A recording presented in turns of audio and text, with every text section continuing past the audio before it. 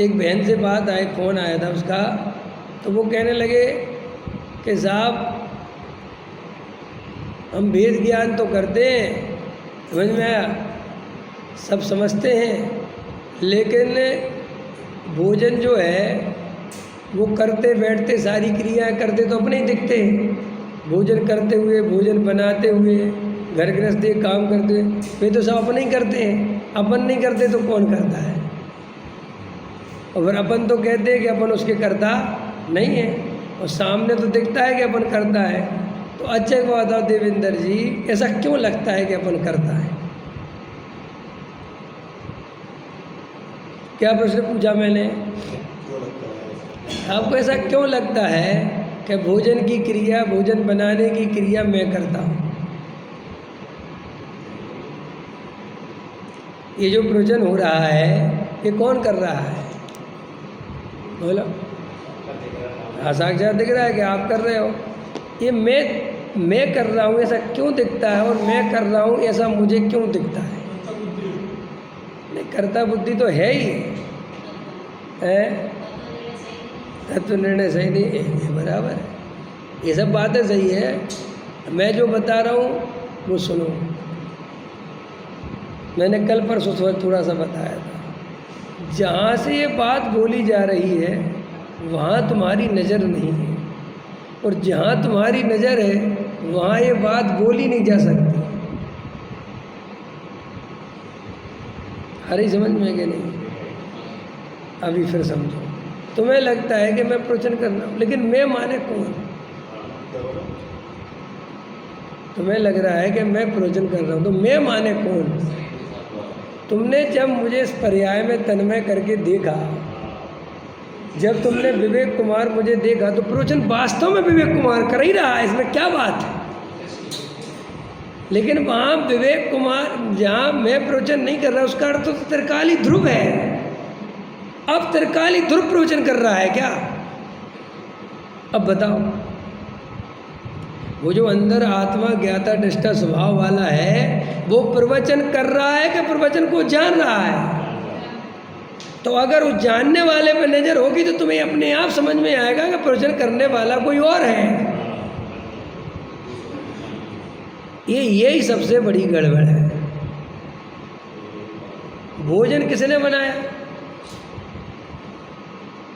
भोजन बनाया किसने बनाया? सब मैंने बनाया। मैंने माने कौन? भाई मैंने माने पहले स्थापना करो, कौन मैंने माने कौन? मैंने माने मैं स्त्री। तो भाई तू जब अपने को स्त्री मानती है तो भोजन तो गारंटी से तू नहीं बनाया है, इसमें कहाँ तो रहा है? तो फिर शास्त्र में तो लिखा है कि आत्मा भोजन नहीं बना सकता। तो बस आत्मा नहीं बना सकता, स्त्री बना सकती है। अब तू ये नक्की कर कि अपने को स्त्री मानती है कि आत्मा मानती है। कि मैं तो अपने को आत्मा मानती हूँ, नहीं मानती। अगर अपने को आत्मा मानती तो ये 3 काल में तू प्रश्न नहीं करती कि ये भोजन किसने बनाया है।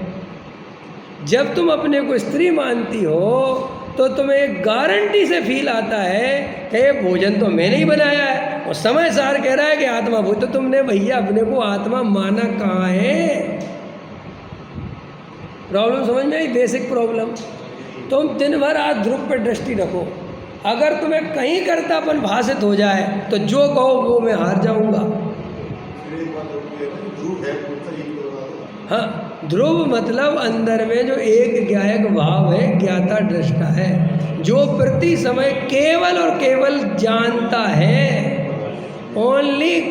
ओनली जानना। मैं क्या, और उसकी पकड़ क्या है? वो तो सदा काल प्रकट है, क्योंकि उसी के ज्ञान में तो सब जाना जा रहा है। भाई भोजन बन रहा है, भोजन बनाया जा रहा है, भोजन मैंने कर लिया है, ये कोई अंदर बैठ के ही तो बता रहा है कि सब हो रहा है।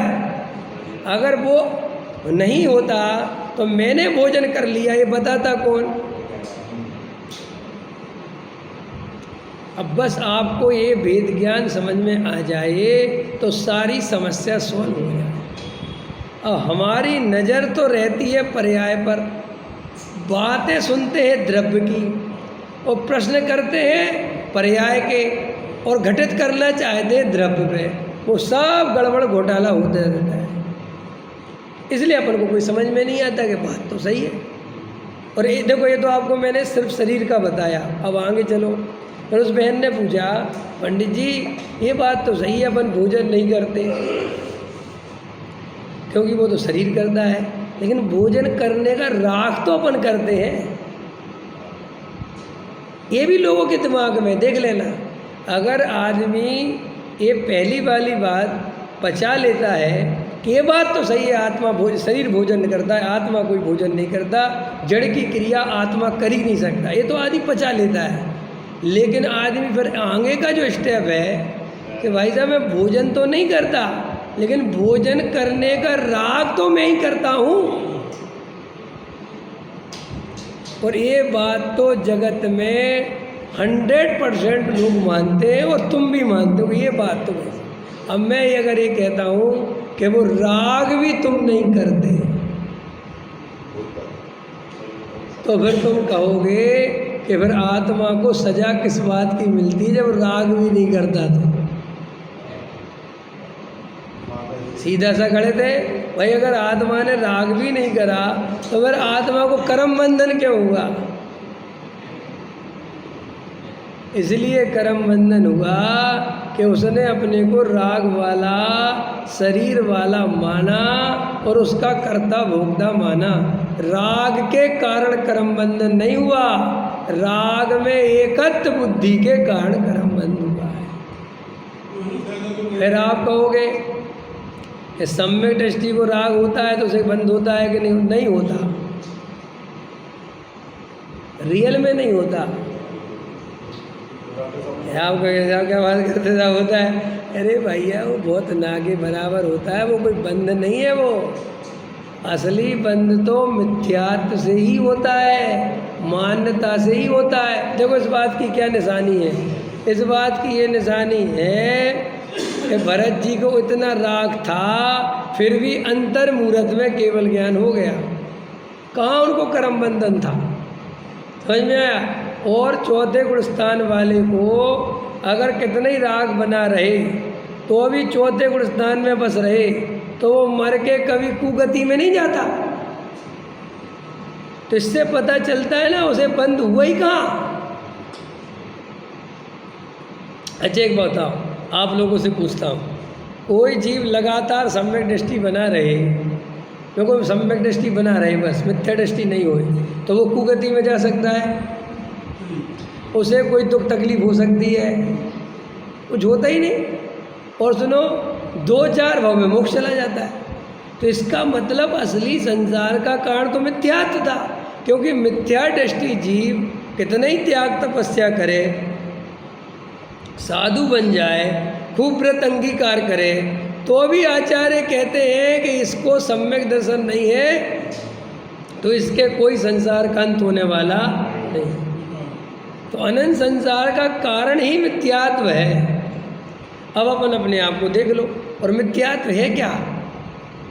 नौकर्म, द्रव्य कर्म और भाव कर्म, ये मैं हूँ, ये मेरे हैं, मैं इनका कर्ता भोगता हूँ, ये मान्यता, ये श्रद्धा, ये प्रतीति, इसका नाम मिथ्यात्व है।